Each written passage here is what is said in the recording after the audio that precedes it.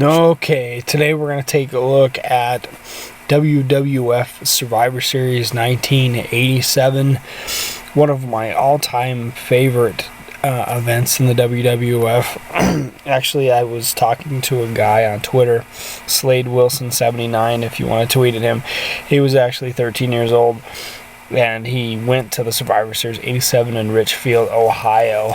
So, and this is sweet. This isn't a duplicate or a reprint or anything. This is the original Coliseum home video with the Coliseum home video stickers, and I mean it's authentic. So this is one of my pride and joys of my collection, and that's the kind of thing that I enjoy about being on YouTube, is being able to connect with people like Slade Wilson 79, who was actually at this event, you know, way back in 1987.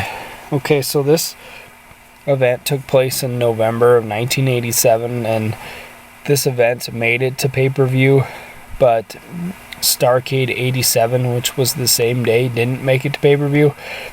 So that event was in Chicago, and Ric Flair and Ronnie Garvin in the steel cage, which was a great match at Starrcade 87, but that didn't make it to pay-per-view. This is what made it to pay-per-view, because Vince McMahon threatened to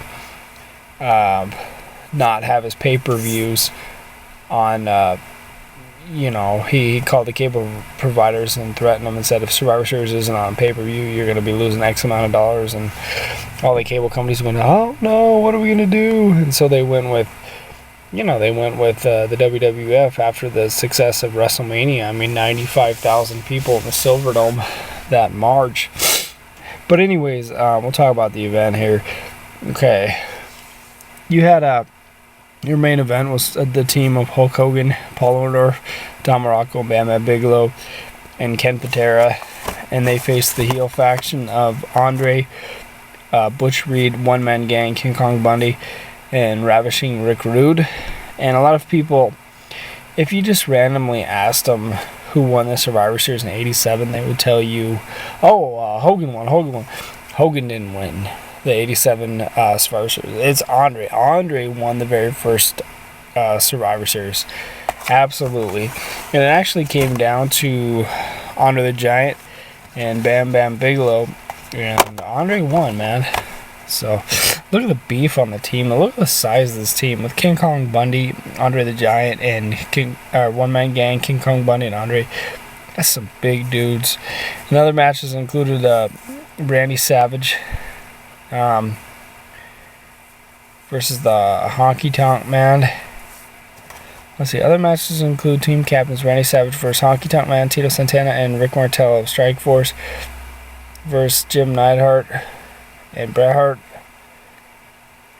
I don't remember the Strike Force Hart Foundation match on here, but I do remember the Randy Savage versus the Honky Tonk team match, and I believe it was Jake and Brutus who went over in that match.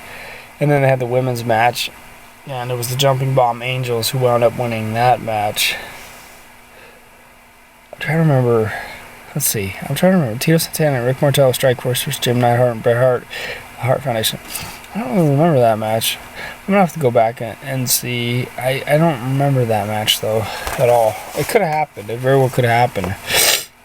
But you had the women's match, and you had the big tag team match. But in the end, the Killer Bees did the mask switch and wound up winning that match. I guess that would be the equivalent of today's Twin Magic, except the Killer Bees had talent, and the Bellas, the only thing they're good for is, well, you can't show it on national television, and I heard they're not very good at that either. So anyways, just wanted to show you guys Survivor Series 87, one of my favorite events. For my buddy Slade Wilson 79, I'll hit you up on Twitter later. And it was a very, very good event.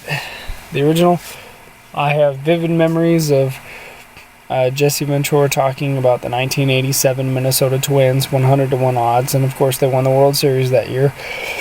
A lot of respect for Minnesota, a lot of respect for the Twins, and a lot of respect for Survivor Series. So I hope you enjoy this review. Gemini, thank you.